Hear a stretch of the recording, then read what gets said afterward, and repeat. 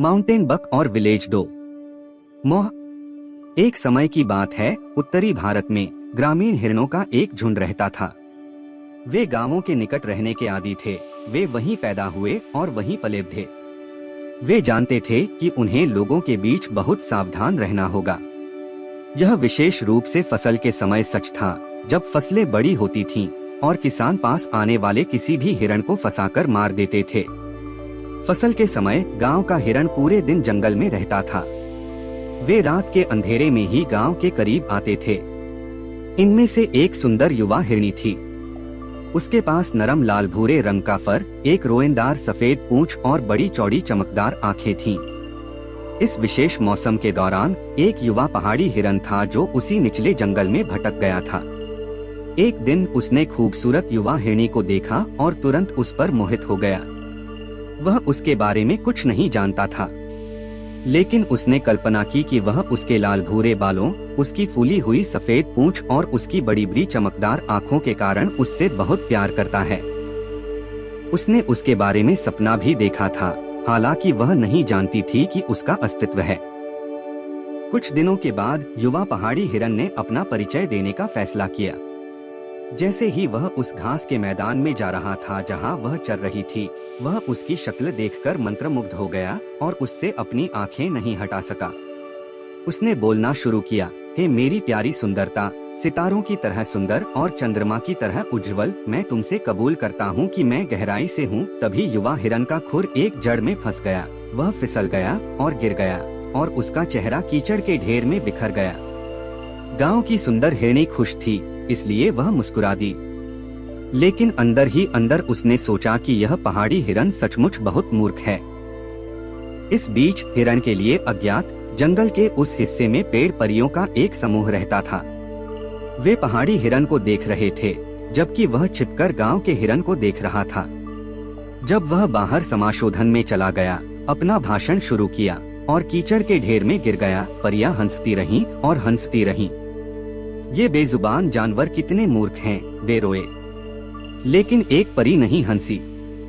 उन्होंने कहा, मुझे डर है कि यह इस युवा मूर्ख के लिए खतरे की चेतावनी है। युवा हिरन थोड़ा शर्मिंदा हुआ, लेकिन उसने इसे किसी प्रकार की चेतावनी के रूप में नहीं देखा।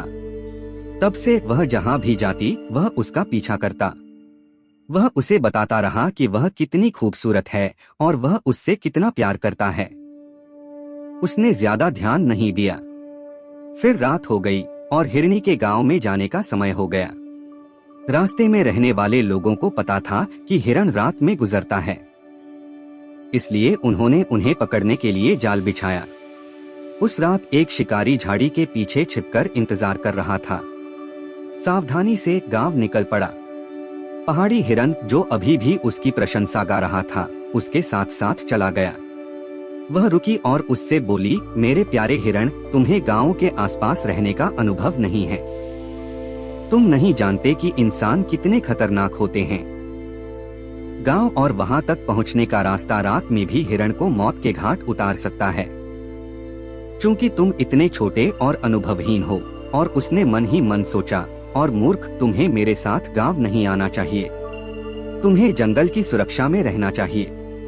इस पर वृक्ष परियों ने तालियां बजाईं, लेकिन निःसंदेह हिरण उन्हें सुन नहीं सका।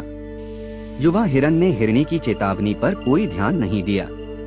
उन्होंने बस इतना कहा, तुम्हारी आंखें चांदनी में बहुत प्यारी लग रही हैं, और उसके साथ चलता रहा। उसने कहा, अगर तुम मेरी बात नहीं सुनोगे तो कम से कम चुप तो रहो। वह उस पर इस कदर मोहित हो गया कि अपने मन पर काबू नहीं रख सका, लेकिन आखिरकार उसने अपना मुंह बंद कर लिया। थोड़ी देर बाद वे उस स्थान के पास पहुंचे जहां शिकारी एक झाड़ी के पीछे छिपा हुआ था। परियों ने उसे देखा और हिरण की सुरक्षा के लिए चिंतित और भयभीत हो गईं। वे घबराकर पेड़ शाखाओं के चारों ओर उड़ते रहे, लेकिन वे केवल देख सकते थे। हिरनी छुपे हुए आदमी को सूंघ सकती थी। वह किसी जाल से डरती थी, इसलिए अपनी जान बचाने के बारे में सोचते हुए उसने पहले हिरन को जाने दिया। वह कुछ दूर तक पीछे चली। जब शिकारी ने निडर पहाड़ी हिरन को देखा तो उसने अपना तीर चलाया और उसे तुरंत मार डाला। यह देखकर भयभीत हिरनी पूंछ घुमाकर जितनी तेजी से हो सकती थी उतनी तेजी से जंगल साफ करते हुए वापस भाग गई। शिकारी ने अपनी हत्या का दावा किया। उसने आग जलाई, हिरण की खाल उतारी, कुछ हिरण का मांस पकाया और भरपेट खाया। फिर उसने शव को अपने कंधे पर डाला और अपने परिवार को खिलाने के लिए उसे घर वापस ले गया। जब परियों ने देखा कि क्या हुआ, तो उनमें से कुछ रो पड़ी। जब उन्होंने शिकारी को एक कुलीन दिखने वाले हिरन को काटते हुए देखा, तो उनमें से कुछ बीमार महसूस करने लगे। दूसरों ने उसे वध की ओर ले जाने के लिए सावधान हिरनी को दोषी ठहराया। लेकिन बुद्धिमान परी, जिसने पहली चेतावनी दी थी, ने कहा, यह मोह की उत्तेजना थी जिसने इस मूर्ख हिरण को मार डाला। ऐसी अंधी इच्छा पहले तो झूठी खुशी लाती है, लेकिन दर्द और पीड़ा में समाप्त होती है। नैतिक यह है, मोह विनाश की ओर ले जाता है। कथन से पता चलता है कि मोह की तीव्र लेकिन अक्सर उथली भावनाएं, जो आकर्षण, जुनून या अवास्तविक आदर्शीकरण पर आधारित हो सकती हैं, के हानिकारक परिणाम हो सकते हैं।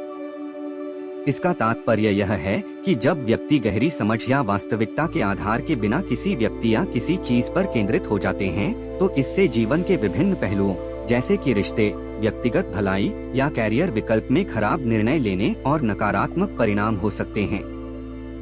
अनिवार्य रूप से यह वाक्यांश इस विचार को रेखांकित करता है कि मोह लोगों को तर्कसंगत सोच से अंधा कर सकता है और संभावित रूप से विनाशकारी परिणाम दे सकता है।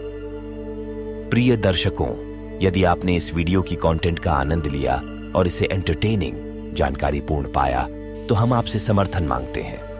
अपनी प्रशंसा दिखाने और वीडियो को शेयर करने के लिए लाइक बटन दबाना न भूलें, अपने दोस्तों और परिवार के साथ। लेकिन इतना ही नहीं, यदि आप जुड़े रहना चाहते हैं और हमारे न्यू अपलोड वीडियो को सबसे पहले देखना चाहते हैं, तो सब्सक्राइब बटन दबाना ही रास्ता है। सब्सक्राइब से आपके लिए और अधिक मनोरंजक कंटेंट बनाने के लिए प्रेरित करें। आपकी रिएक्शन और मैसेजेस हमारे लिए बहुत मायने रखती है।